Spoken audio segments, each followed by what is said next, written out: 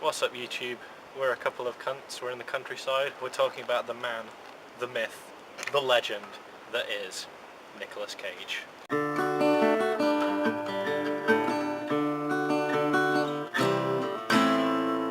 Well, I think we can all agree that Hollywood have made some pretty tragic decisions in the past, but of all the terrible movie decisions, like, hiring Shia LaBeouf for any film, or giving Uwe Boll a camera ever, I think all of those decisions have been topped by someone somewhere thought it would be a good idea to release another Ghost Rider film. I don't know why a first one really needed to be made. No, and I don't know why they needed him to be played by Nicolas Cage, but somehow that's happened. He's a crazy guy, he likes his comic books, and probably thought, you know what, I can do that. No one else would ever let me near any other comic book film. You couldn't imagine him being any of the main guys, like Superman, Batman, anything like that. He's not that guy. I think so he'd be the best Batman. Let's find some B-grade one, but no one's really heard of, and it won't really matter if I arse it up too much. I'll be Ghost Rider.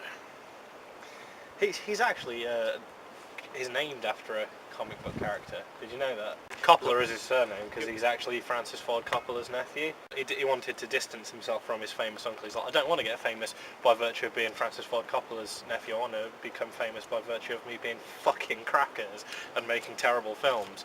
And so he chose everyone's favourite superhero, Luke Cage, to name himself after, because when you think of Nicolas Cage, you obviously think of a giant bulletproof black man. The thing with Nicolas Cage is he's, like, at the end of the day, he's a pretty good actor. He's made some really good films and he's acted really well in some films, but then he's made things like The Wicker Man and 2 National Treasure films. But see, that's another thing, like, something that didn't need to be done. A remake of The Wicker Man? Exactly. In the late 80s and the early 90s, he made some great films. He made Vampire's Kiss, he made Wild at Heart. Vampire's Kiss. Oh, when he goes up to the mirror. Like that fucking film. I don't even know how to review it, but I think everybody should see that film at least once. Even if you're not into vampires or Nicolas Cage. It's just which is the only two things it's got going for it. Well, it's really the only two things that happens in it. There's not a massive amount of plot in it when you think about it. No, it's true. There's not a huge number of characters.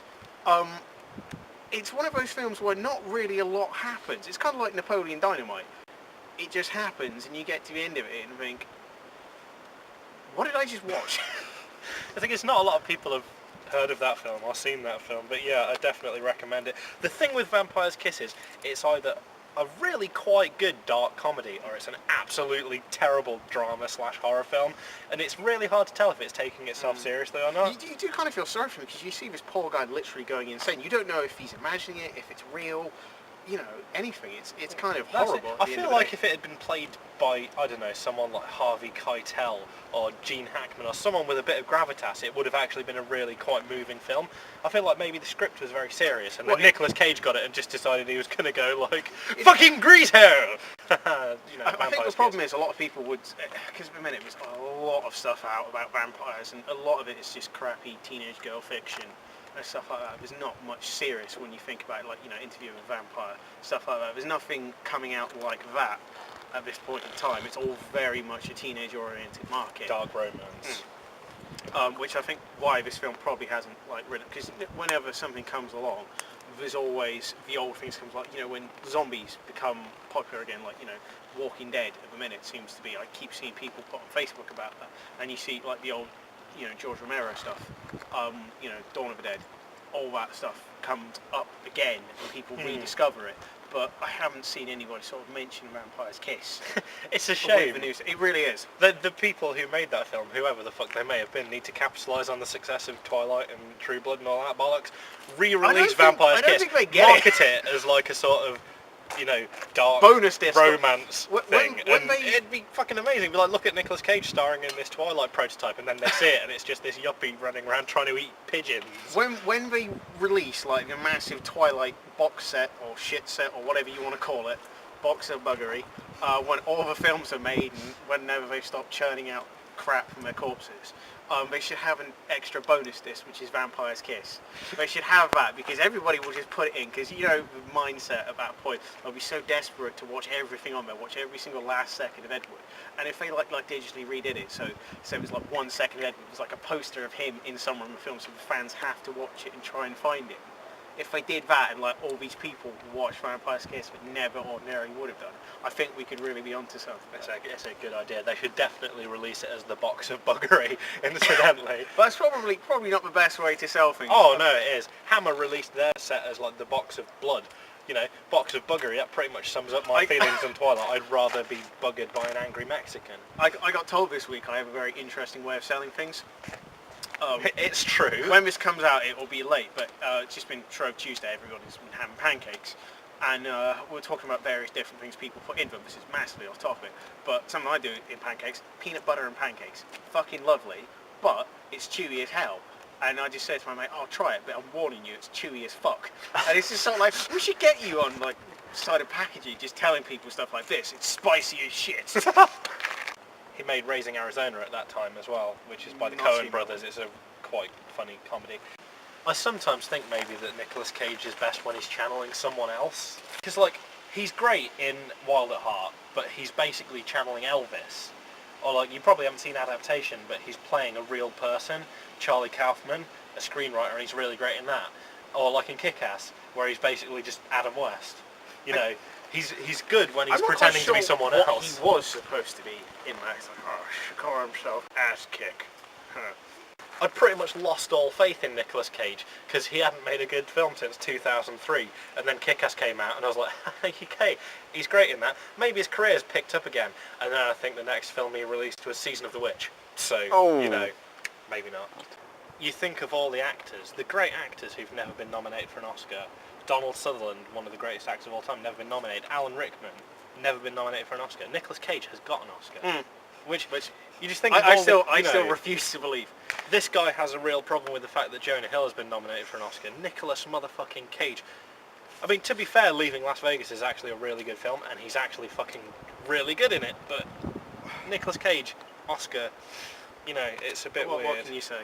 Face Off. Face Off. Now that is a great film. Face Off is a classic. Great cast, great plot. And, you know, it's another one of those where Nicolas Cage is actually quite good in it.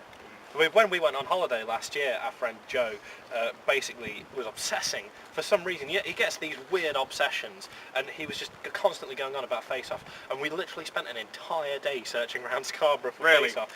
In the end, Neil found it in, like, what was it, a charity shop or like a second-hand shop or something? Well, we found it in that rental shop first. Well, yeah, we found a rental copy, but then... it was in some the second-hand record, wasn't yeah, it? yeah, it was, yeah. He found a copy of Face Off, so we watched it on the night. But it pretty much became the meme of the holiday. Everyone just going around, just going, see her, I'm gonna take her face off. And like when we went out to the club on the Thursday night, there was like, you know, those shitty like Monopoly or Trivial Pursuit sort of video game things they have in clubs. Me and Joe went on them, and our team name was Face Off. Another great pairing of him in a film, and I think probably the best pair-off he's done. Him and Sean Connery in The Rock, I'm guessing you're going to say. You guessed brilliantly, but it's absolutely. he's not actually acting in that film, he's literally just playing himself. That is what he's like in real life, I'm sure of it. But he just told him to turn up on the set and act natural, and that's, you know, what he did, because he's just walking around, and because, you know, Sean Connery's just so... He's basically playing himself, but he's so Sean Connery. He's so brilliant in that, and he's like the complete opposite to him, but he complements him so well. And it's just the way he's walking around, it's like, I don't know, just want to find some chemical weapons, or biological weapons, whatever he says. It's that little look in his eyes, it's that same sort of like semi-murder look he has half the time. I think that The Rock is part of, like, you consider it a trilogy of great action films Nicolas Cage made in the late 90s. He made The Rock, Face Off, and Con Air. Three fantastic action films. I forgot about that film. John Malkovich, again. Danny Trejo. Great in that film. Danny Trejo. Budget ugly Mexican. Did you see all that shit last year where they found that photo? Some guy in America found a photo from like the Civil War era that looked exactly like Nicolas Cage. Yeah, I saw that one. This one's like that that's come up every few months or something. Like someone finds a photo. Did you get that bat on camera? I don't know. Another one. He nearly got attacked by a fucking bat. That's kind of good for this episode. No, you find them every now and then. There's always some celebrity or something that comes along, and they manage to find a photo that looks almost exactly like them. That one really did look like Nicolas Cage, though. It did. Like with a little moustache and everything. Maybe he really is a vampire. There was a good one a while back, which took everyone ages to solve. There was a genuine bona fide film from 30s or 40s, something like that, in black and white, and they knew this was from then. And someone walks outside of his theatre and starts talking like this, and it looks like they're on a mobile phone. Everyone's like, fucking hell, they're like time travellers or something. And it was genuinely, people were looking into this like, holy shit, someone's figured out how to time travel. We're actually in this for some massive conspiracy. No, what it turned out, like Siemens invented one of the first hearing aids, and it actually had some sort of transponder or something you had in your cuff when you were ear, so like when you would listen to something you had to go like that. And there was this whole thing for ages of people believing someone had time travelled because they were on a mobile phone. Like, quite why you would go back in time, then talk to someone on a mobile phone through time, outside of someone being filmed. Why that would seem like a good idea, I don't know. Take you when we're going to see Spirit of Vengeance. I saw the trailer for it. It's just like pretty much all I needed to see, really. I'm not a massive comic book geek anyway. I couldn't really tell you anything about Ghost Rider apart from the fact he's a dead dude with a burning skull on a bike who's some sort of like demon henchman for the devil. That's quite a bit about Ghost Rider, to be fair. That's probably the entire character. I just don't know it. I have no interest in seeing that film. No, me neither. And I am a huge comic book geek. Wow.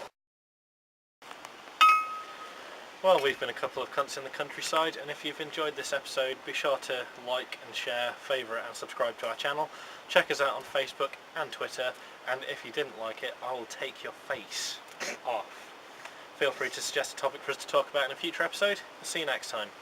And remember, if you're an FBI agent and need to borrow someone's face, trying to borrow Nicolas Cage's, it never ends well.